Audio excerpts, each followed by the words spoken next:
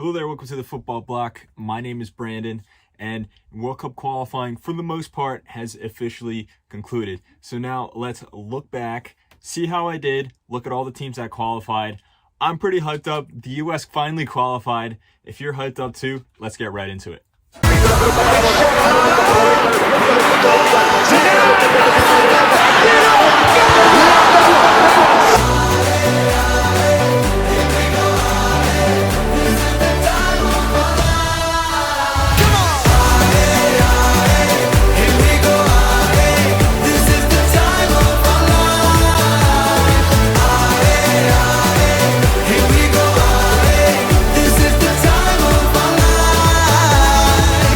So as of right now, we have 29 of the 32 teams going to Qatar 2022. As you can see here, start off with Qatar, the host, all the way down to the US and Mexico, who just qualified a few nights ago. But let's look back at each confederation, see how it went, and then see how accurate my predictions were. So let's start off with Oceania. And as I said before in the last video, basically what they did was they just reused the canceled OFC tournament, and then the winner of that would go to the Intercontinental Playoff. In the matches here, Vanuatu and Cook Islands officially, unfortunately, had to drop out for different reasons for each one. So basically Solomon Islands and Tahiti went right to the semifinals, and then here, New Zealand, Papua New Guinea, they got the job done, went to the semifinals. Final was New Zealand versus Solomon Islands, and New Zealand utterly destroyed Solomon Islands 5-0. My prediction for this match obviously went right. I said that New Zealand would win, but you know, no surprise there. I think anyone else who was doing predictions would have said that New Zealand would have won OFC. Pretty straightforward. Everyone was kind of expecting New Zealand to win this, as they are by far the best team in this confederation, and overall they're not a bad team either. And so they go on to the Intercontinental Playoff, and they will play Costa Rica, but more on Costa Rica in a bit, as we are going to go on to CONMEBOL in South America. And first, let's take a look at the matches and see how they went down on the final two match days. So right here, we had a very, very important match here against Uruguay versus Peru. De Arrascaeta scored a really nice goal. Uruguay won 1-0. However, there was controversy, as Peru probably should have been awarded a goal, but they weren't, and they lost 1-0. This match right here, Brazil versus Chile, was an important one as well, because Chile was 7th. They needed a win. They desperately needed a win, but obviously going to Brazil and beating Brazil in Brazil is not the most easiest thing. I've been critical of this Brazilian team a little bit. I've said that they're very talented, but they don't necessarily play to their potential. But I have to admit, this game, they were amazing in this match. They utterly tore Chile to shreds. There was no contest there. It was really actually sad to see this Chilean team just get torn apart like this. But Neymar was very good. Vinicius scored his first goal for Brazil. Richarlison, as always, shows up for the national team. Coutinho even scored. On to the next match day, we have Peru versus Paraguay. This match was very, very important as well. And with this victory, Peru punched their ticket to the Intercontinental Playoff, where they will play either UAE or Australia. Lapadula had a great goal. Peru played really well, in my opinion. They got the job done. Credit to them. Then here, Colombia beat Venezuela. And I thought that they were actually lucky to win this game. I thought Venezuela was actually probably the better team. But even with this win, Colombia unfortunately missed out on the World Cup. We also had a big match here, Chile versus Uruguay. And in this match, I thought it was a statement win for Uruguay. They played really well. They punched their ticket to the World Cup with their last win over Peru. But I thought that this was a great way to end their qualification campaign. Suarez scored a really nice goal as well. But let's look at the table. And obviously, Brazil and Argentina qualified already, as we said before. And then even though Ecuador lost against Paraguay in that one match, they qualified because Uruguay beat Peru. So overall, I thought that Ecuador was a very, very good team. Surprisingly, this confederation, they deserved their spot. Uruguay, they had some ups and downs, but I think they finished on a high note, and obviously they have a very, very talented crop of players.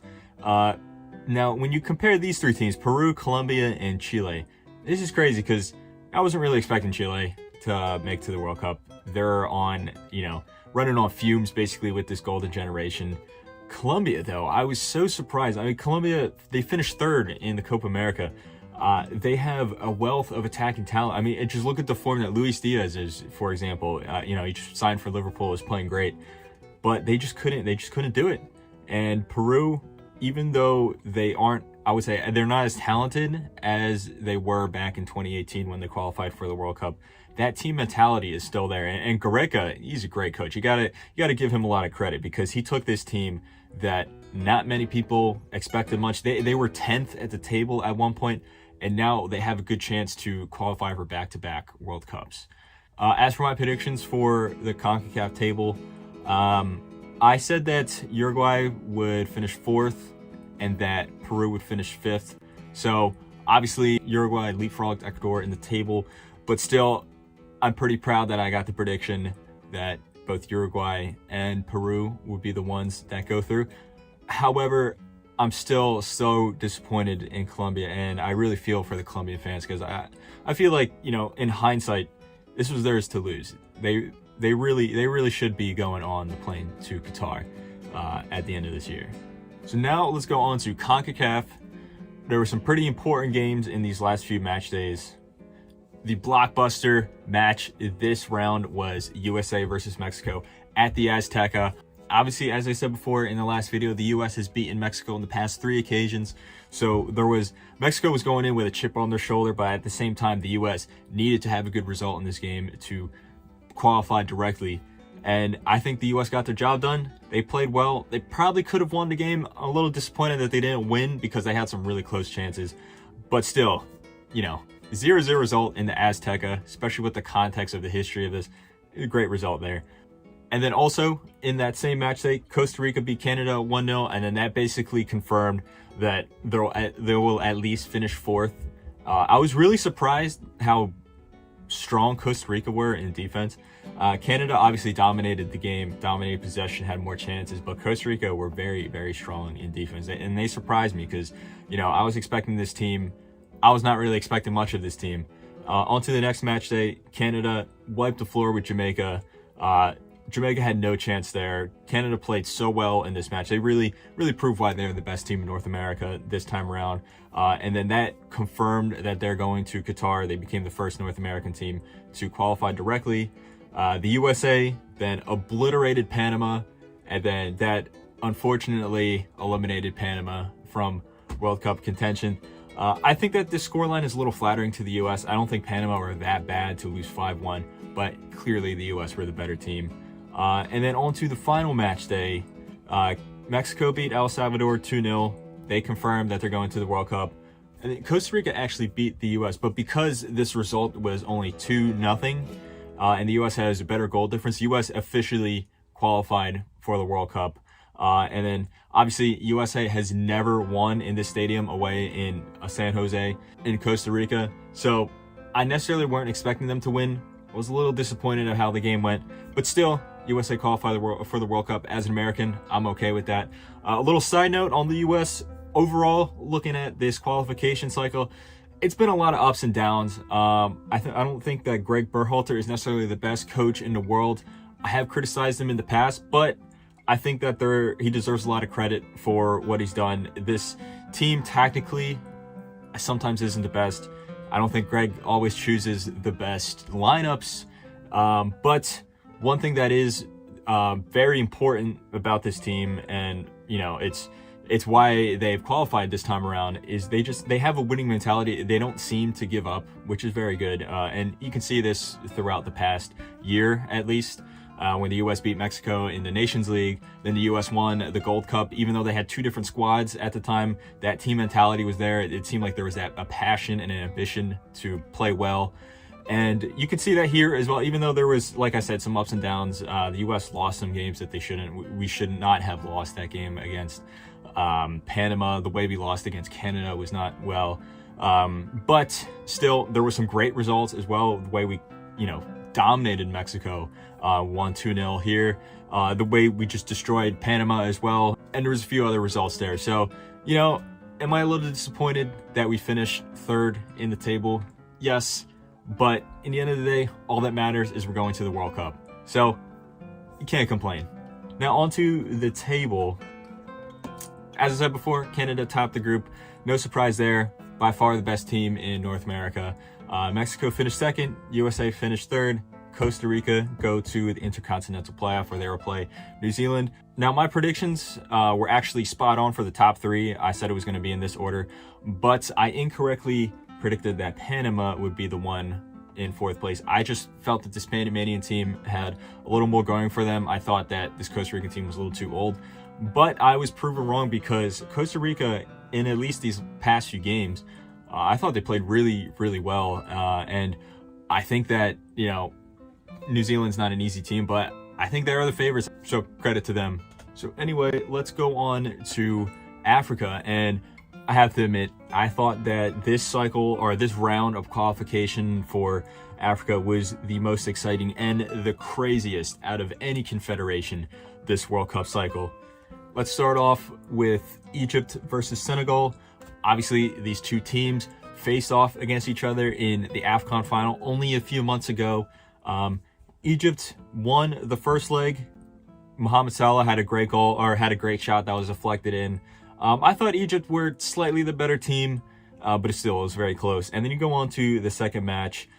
Senegal scored an early goal, and then from that moment on, Egypt was defending for their lives. I thought that Senegal had much more possession. They were much more proactive.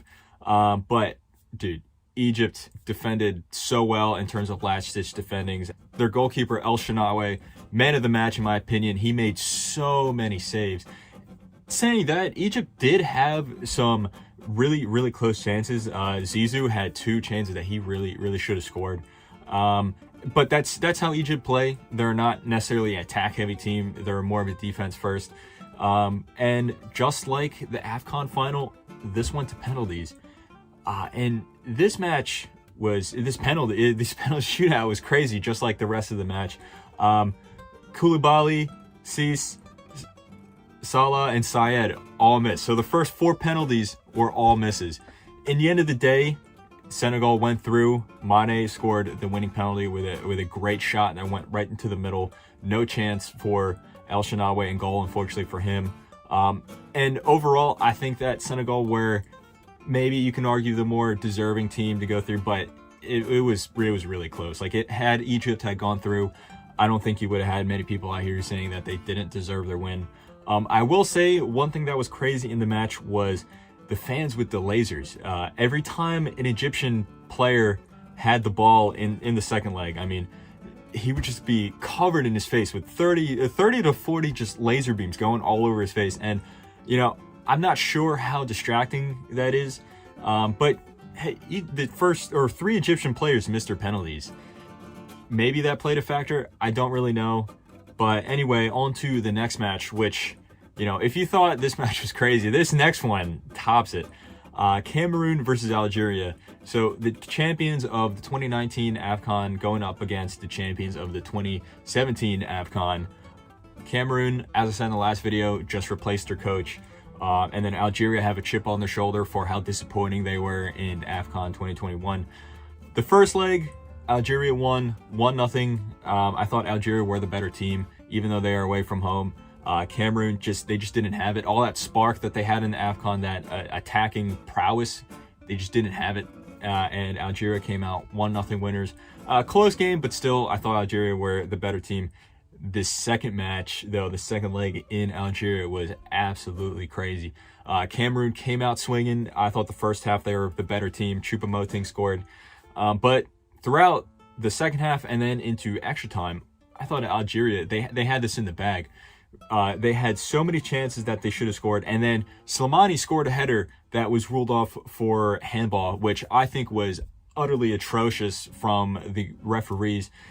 They tried to say that he jumped and the ball hit his hand, but if you look at the replay and zoom in, the ball hit the upper part of his shoulder.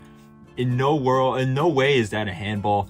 So Algeria, like, they did get robbed here. They eventually did score in the 118th minute, and then it was looking like they were gonna go through. They were 2-1 up on aggregate, and then out of nowhere, Cameroon got a free kick, and then it was a smart free kick, played around at the back. Toko Kambi came in out of nowhere, slided home the winner, and then Cameroon go through on away goals with a goal in the 124th minute. It was literally like the last kick of the game. So, you know, I think that it was a 50-50 because, you know, Cameroon did have stretches of the game where they're the better team, and then Algeria did as well.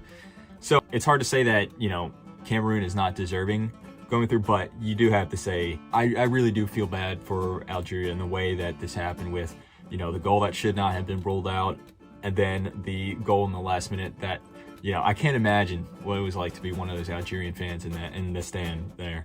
Now on to the next match, we have Ghana versus Nigeria. And, you know, in Ghana, in the first leg, it was a 0-0 draw. I thought Nigeria were slightly the better team. But, you know, it's in Ghana. This is the biggest rivalry in Africa. So you can't, not necessarily a bad result in the world from a Nigerian point of view. Then in the second half, or in the second leg, excuse me, this was very, very surprising because, at least in the group stage of AFCON 2021, Nigeria, in my opinion, were the best team in the tournament. Now, yes, they did falter in round 16. They were surprisingly eliminated by Tunisia, but they're far better than Ghana, who crashed out in the group stage. Ghana was terrible. This Ghanaian squad is nothing compared to what they were in 2014, 2010. So Ghana scored first, error from the goalkeeper, goal out of nothing really, and it looked like it was just inevitable that Nigeria would score and then eventually grab the winner. Now they did score from a penalty, and then Osimhen got a goal that was correctly rolled off from offside. And then after that disallowed Osimhen goal, it just felt like this Nigerian team just deflated. Credit to Ghana for holding on, because they qualified to the World Cup on away goals. Terrible scenes after the game, and Nigerian fans stormed the field. Like the police had to come in and break up. It was basically a riot. But this Nigerian team, they're very, very talented, but they just have no mentality. When the chips are down, when the game is up against them, they just do not show up. They do not perform. So I think that, and the manager did step down. I think maybe with a more experience and a better manager coming in, this team could be very strong, at least in Africa in the next coming years. But yeah, huge disappointment from Nigeria in this match here. Now on to the next match, we have DR Congo versus Morocco. In the first leg, I thought DR Congo, they were at home, they played better in the first half, but Morocco grew into the game, they got an equalizer. And then in the second match, Morocco, they flipped the switch, destroyed DR Congo, unfortunately for them, and Morocco punched their ticket to the World Cup. Not really that surprising here. Morocco have far more talent than DR Congo, but credit to DR Congo for playing well in the first leg. On to the second match, we have Mali versus Tunisia, and a lot of people were saying that Mali could actually upset Tunisia, and you know that was very possible, and it almost happened here because Tunisia go through, but just by the skin of their teeth they go through. I don't necessarily think that they outplayed Mali. In fact, in the second leg, I thought Mali were the better team despite playing in Tunisia. The only goal that separated them was a crazy own goal. And, you know, Tunisia, I feel, have more experience. That's what was the deciding factor. They were at the last World Cup. They have a bunch of guys who've gone far in, you know, the Arab Cup and AFCON. So ultimately, experience was what pushed Tunisia through. At the end of the day, the teams we have going through are Senegal, Cameroon, Ghana, Morocco, and Tunisia. As for my predictions, I got all of them right with the exception of Algeria and Nigeria. These ones, I mean, you know, okay, the Cameroon-Algeria game was pretty much a 50-50. So going into it, at least, so, you know, I'm not too disappointed about that, but man, how did Nigeria now qualify? That's crazy. I think that's one of the biggest upsets we've seen throughout all World Cup qualifying, at least as of late. But anyway, on to Asia. We have Asian qualification here. In Group A, Iran and South Korea had already qualified already, but Iran solidified their top spot of the group. And then UAE, by the skin of their teeth, just qualified for third. Now, I don't necessarily think this Emirati team is one of the best teams in Asia. I do think that they deserve to finish third in this group. However, if you look at their competition besides Iran and South Korea, I think this group was pretty weak. I mean, Iraq did not really show up this time around. Neither did Syria. Lebanon was very poor. And on to Group B, we have Saudi Arabia and Japan going through. They cleared up their qualification. They punched a ticket through. And then Australia came short a little bit. They finished third. Now they have to play UAE to decide who will go to the Intercontinental Playoff. As for my predictions, most of it was already said and done by the time I did my predictions. I correctly predicted that the top 2 teams would go through, Iran, South Korea, Saudi Arabia, and Japan. But I mean, it was pretty much, like I said, said and done. So no surprise there. And then I correctly predicted that Australia and UAE would go through. You know, not the most bold predictions. Pretty much anyone could have seen that it was probably going to go their way. I mean, the UAE one, maybe Iraq could have qualified. But still, you just look at this Emirati team. They're not the best, but I feel like they're better than the opposition here. But anyway, on to UEFA. We have the final confederation here.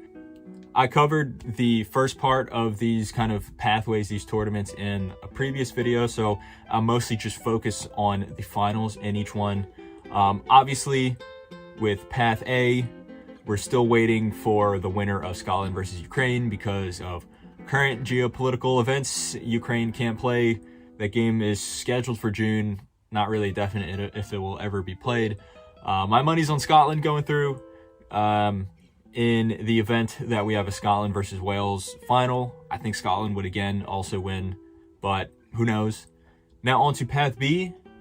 I predicted that Sweden would beat Poland. I thought it was going to be similar to their match at the Euro group stage where Sweden won 3-2.